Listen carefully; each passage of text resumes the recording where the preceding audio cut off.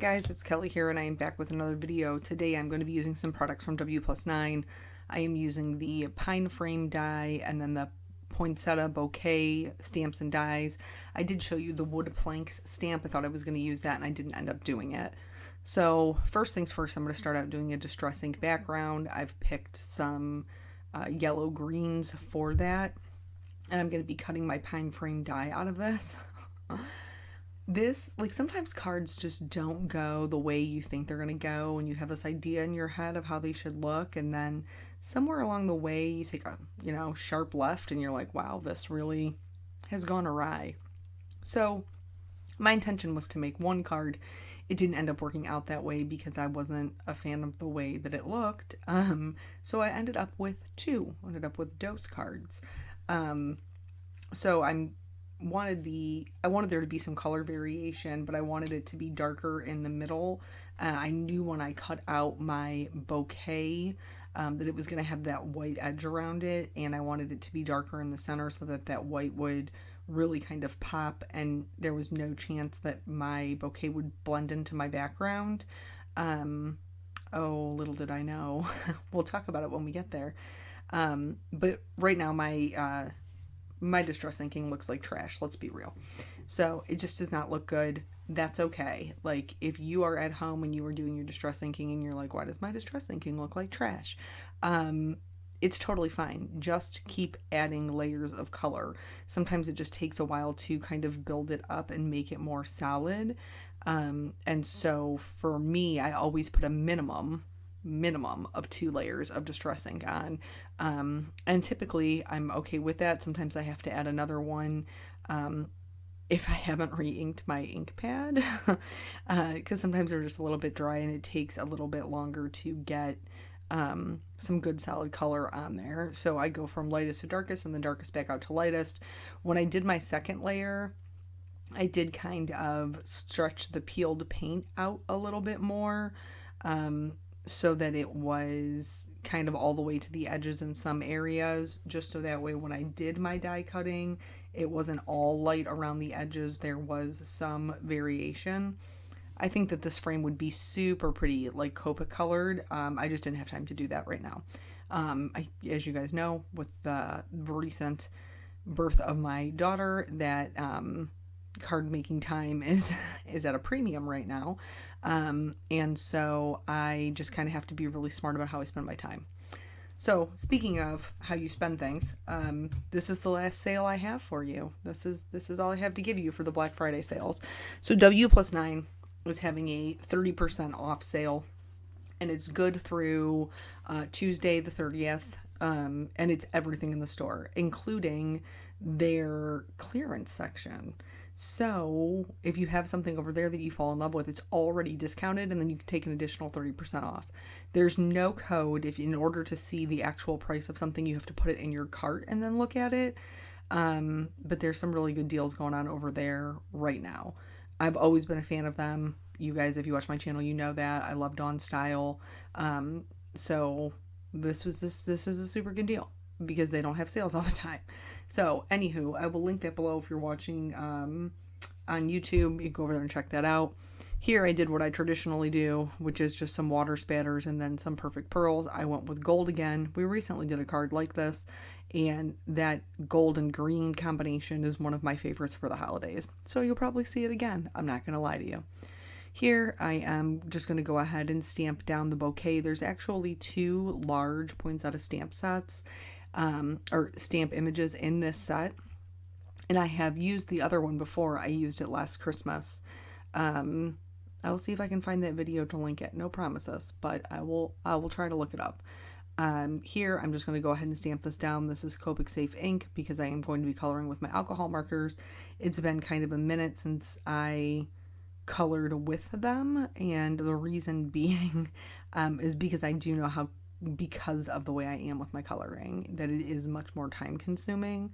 So I have been spending time making cards in different ways, which honestly is pretty good for me because it forces me to not always make the same thing, but I still do love my coloring. I do. It's my happy place.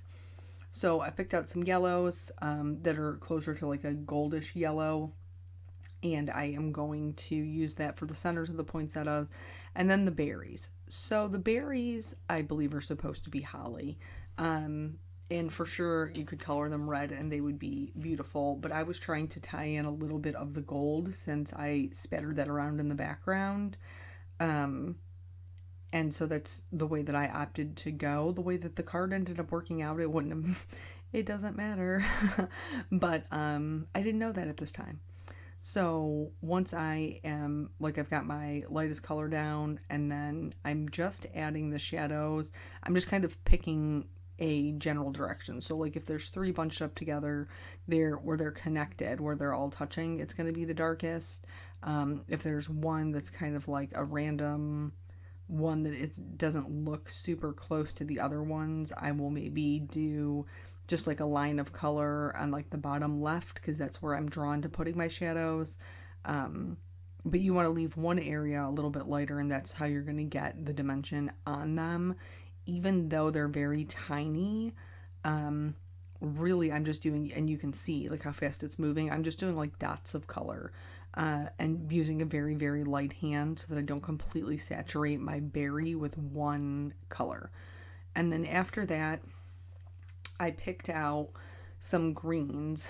So I'm going to use two different types of greens because there's two different types of leaves in here.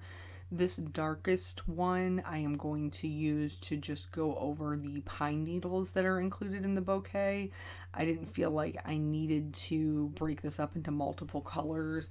I thought I could just do the one darker green and it would be fine, and I'm in the end was totally okay with that. And then I will use that color combination that I showed you that's more like a true green. It's the G family versus the YG family, to do my holly. And then I will pick out some YGs, which are much more desaturated. You'll see that when I start coloring the poinsettia leaves. But yeah, so that's that. As far as life, like, we're just... my wonderful husband took 6 weeks off, so we are still home together. He has been an immense help. And I don't mean, like, there's no good way to word that, because I feel like there's this expectation that moms do all the things and dads help, or dads babysit their own kids, which is not true. They're parents just like a mother is a parent. But he really has been, he's fantastic with Caitlin. He does not get upset or bothered, or it takes him much longer to lose his cool when it comes to like the fussing or the crying. I am not. I am not as good about it. We joke that I have like PTSD left over from Nathan's colic. But it does tend to get to me a little bit sooner, and then I just kind of go into like this mom zombie mode where like I do the things and like meet her needs, because it's something that I have to do, but I'm really just in survival mode, and I'm just trying to get through that fussy 20 minutes, 40 minutes, an hour, whatever it is. And all, she isn't nearly, like, is not at all nearly what Peanut was when he was a baby. So you think that I would be in a much better place, like much better equipped to deal with it. But it does bother me, and I know that that's not true. Like, it doesn't seem to bother my mom or his mom. Like, when she starts crying, it doesn't seem to bother anybody else but me. Like, and I don't mean that they don't care. That's not, I don't mean to infer that. It clearly bothers me more than it bothers other people. So yeah, I'm one of those, like, I love being able to snuggle with her, and the way she smells, and her soft little hair, and her coos, like, all of it's adorable and super cute, and I just want to snuggle her forever. It's the fussing that I just have a hard time with, and thankfully that does not last very long. It's more like the newborn infant stage. And then as she's able to do more and she is awake more, and there's more interaction, there's substantially more give back. You know, you get the laughs, the smiles, the things like that. It's just in the beginning there isn't any of that to look for. You know what I'm saying? I mean, she sleep smiles. She smiles when she farts. Speaking of, here's a funny baby story. So she was born at 8 pounds 14 ounces. And then when we took her to the pediatrician, she was down to like 8'4". And he was like, you know, babies lose weight after they're born, but she's lost quite a bit and she's not back up to her regular weight. And so then he asked me how I had her. I told him that it was an emergency C-section. And apparently, babies have all this extra water, which I totally believe because I obviously had a ton of extra water that I was carrying around for probably like the first 2 weeks after I had her. The whole time I was pregnant, for sure. Oh my gosh, I was so swollen. That does make sense. But he said it's almost like kind of a false weight because they weigh them right away.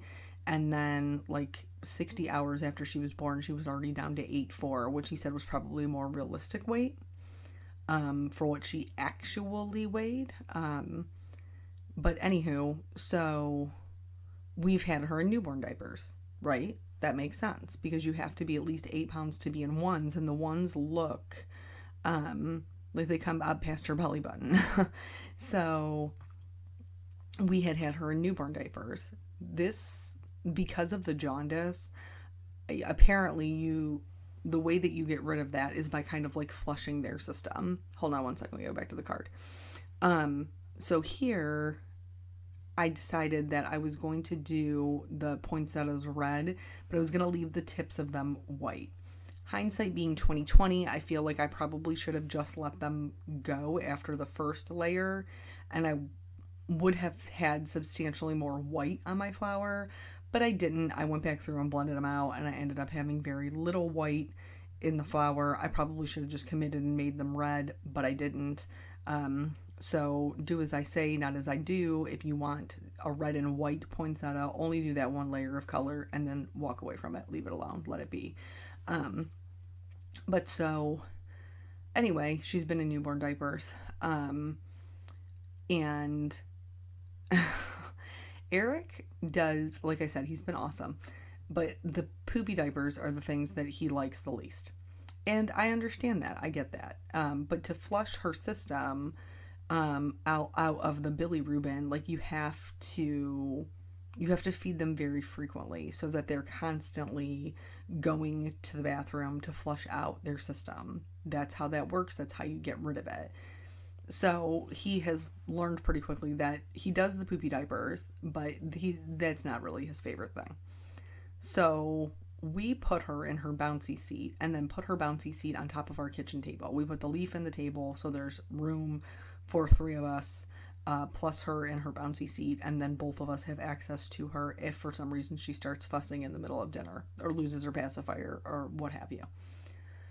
So we're done with dinner, she is fussing, and Eric takes her out of her rocker and he's going to go check her.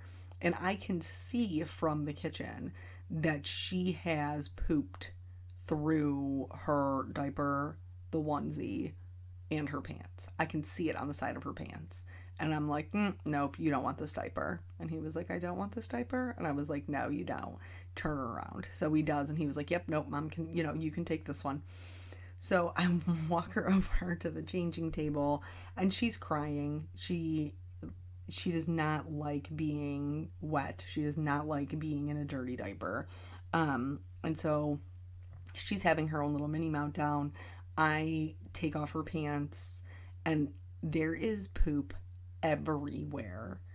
Like it's down her leg, it's behind her kneecap. How do you even get poop behind your kneecap? It's behind her kneecap. She's just covered in poop. And so I'm trying to like wipe her up like with baby wipes so that I can even get into her diaper to clean her up. And there's poop all over her onesie. while I'm trying to get, like, I wipe her up, try to get her diaper off of her. While I'm doing that, her foot slips out of my hand, because you know how you hold like their two little feet with one hand. Her foot slips out of my hand right into the poop, and I was like, you know what? We're just gonna get in the bathtub. Like, fortunately, we are at the point where her umbilical cord has fallen off, so we can give her like real baths in the baby tub now. So I'm like, you know what? I'm just gonna do it. I'm just gonna wipe her down, and I'm just gonna put her in the bathtub. So I am taking off her clothes. I'm trying to get her onesie off without like wiping poop all over the side of her face, you know. And and Eric's like, just bring her over to the sink and I will just rinse her off. So I get her to a spot where she's like okay, like she's not rolling around in her own poop. And I go upstairs, I get her tub ready, the water running, towel, washcloth, all that, you know, good stuff that I need to give a baby a bath.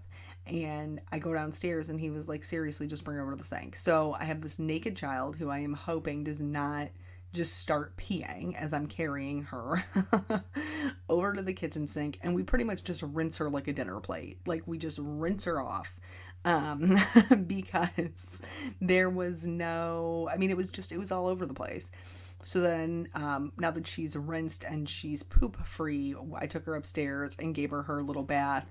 Um, but I very rarely had that with Peanut. Like, he didn't care anything about a dirty diaper, and he never really, you know, my mom used to tell me, because my mom was my childcare when I had Peanut and I went back to work. She's retired, and so she would watch Nathan. And she would tell me like he would poop up his back or whatever, but I never really had any of those situations with him. So she also has a wonderful habit of, like, right when you get the diaper off, she'll start peeing. Like, so then it's like in her onesie, she's sitting in it. We have to disinfect the table, you know, the changing table, all that fun stuff. So there are some very funny things in addition to the fussy that will be fun stories to tell, you know, at her wedding and such like that. um, so all the coloring is done. I'm going to go ahead and die cut this and then die cut out the pine frame out of the green. And I put it together and it is hideous. Like, it's just far too busy. There's too much green going on. I put it on the white background and I'm like, yeah, this is a much better plan. So I'm basically on damage control because I had no intention of making two cards, but now this is where I live at. So I went ahead and die cut it in the white so it still has texture, but it's not competing with my focal point. And I like that much, much better. I decided that I wasn't going to just let this other pine frame go. I was going to turn it into a card. And in, like, with the frame, it has these two pine tree branches. So I just did a super quick trick. I used the forest moss, like from pad direct to paper, and I colored my paper so that it would match exactly. And then I'm going to die cut that with the pine needles. And I'm stamping my two sentiments. This one is in Old Gold from WPlus9, and the other one is in Cranberry Crush. But that ink has been discontinued, so I apologize. Any red or maroon color will work for that. I didn't realize that wasn't a thing when I used it. And it is a thing for me because I already own it. So I will probably still use it, and I will just try to maybe link to a similar color. So once this is done, I am going to use the dies for the sentiments to cut those out. And then the little ones, like the complementary part of the sentiment, I'm just going to cut those out as little labels. I know I normally do black with white embossing, but this time we're doing white with colored stamping. Aren't you proud of me? We're really branching out here. I did have a little bit of trouble with my dies sticking to the part of the distress ink that I colored, and it jumped on me. So what I mean by that is when I was putting it through my platinum, I got to the edge of the cutting plate and it like jumped, and then so it cut not in the same place on the way back. But it's okay, because when I put it down on top of my card, I realized that it was too much of a perfect match and you couldn't really see the branches. So now I decided that I needed some contrast. I used a darker green cardstock, and then I didn't know if I wanted the gold glitter or the gold mirror. So I cut a couple out of both of them just so I could see which one I liked better. And then my intention is to use them as accents and tuck them behind my sentiments. So that's what I'm trying to do here. I'm trying to see which part that I like. Typically I cut this out of the videos until I figure out what I want, but I just wanted you to see the whole process, because this card literally had no intention of having it come to fruition. I did not mean to make it at all, but since I was in this situation, I'm trying to, make the best of it. So I decided I liked the gold glitter better. And now that I have everything in place, I'm just going to hold them there with one hand, and I'm going to use some dry adhesive to just run them on top of the other pine needles so I can glue them as one piece to my sentiment strip. So I'm using liquid glue for that, and I'm going to put my sentiment right on top so that it tucks behind it. And then once I'm happy with where that's at, I'll be able to flip it over now as one solid piece. And then I'm going to add some foam tape. Now, because there's so many die cut pieces, I can't put foam tape where the actual branches are, like where they're all grouped together. I kind of have to put it around it so that it is stable and level. I just use my regular Tombow Mono multi-glue to glue my frame down flat. I really do like it on the white. I think it's super pretty. And I think that it would be very pretty to go in there and kind of define those pine tree needles with some Copic markers, and maybe use the frame that way. So maybe I'll try that for another Christmas card. But I'm going to lay this down on top of the white card base. Once that's glued down, then I can start adding my foam. I put glue where the pine branches will touch the paper. And then like I said, I'm going to put a piece of foam tape on one side and then a piece of foam tape on the other, kind of like bookending it, so that way it is level and I don't have any issues with it adhering better on one side than the other. So I just had to trim that down just a little bit. And then I did the same thing with the bottom piece. Tucked in behind and then put foam on one side and the other.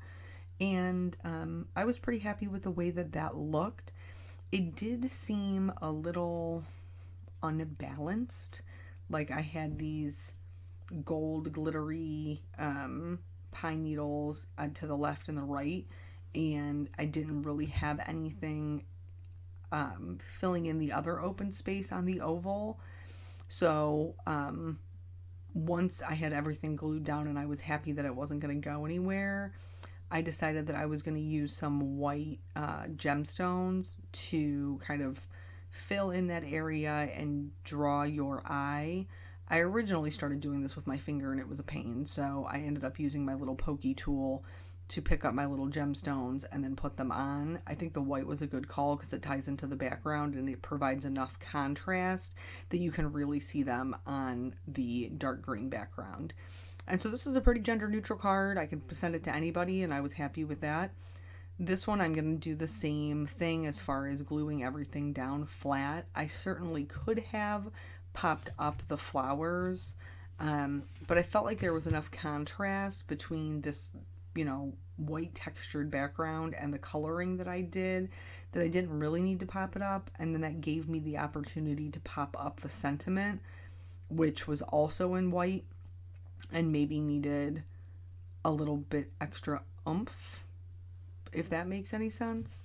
And then, like I said, this was the card I had intended to make. So this one came together a little bit easier for me because I already had it kind of pictured in my head the way that this was going to look.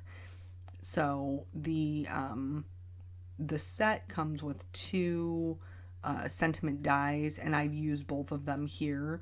There's more sentiments in it, but they don't have the die cuts. I hope that makes sense. So here I just decided to put this down at the bottom. That seemed to be, for this particular layout, the part where it made the most sense. And I popped up both of the parts of the sentiment. So mine says Merry Christmas from our home to yours, but there's another sentiment strip in there that you can use that says Merry Christmas and Happy New Year. It's just a really good set because I love florals. The only other thing that I did was I added some glitter to the poinsettias. I did not add any to the green card because I had all the perfect pearls and stuff. But then I also used the clear glitter on the frame portion. It probably would have been better if I would have done this before it was connected to the background, but whatever, hindsight's 2020. So that shimmer, again, just gives it a little bit of difference from the background, and then that's it. That's both of the cards. So thank you guys so much for joining me. I really appreciate it. If you want to check off that 30% off sale, I will link it below. Like I said, good through Tuesday 11:30. And that's it. I will catch you guys on the next video. Bye.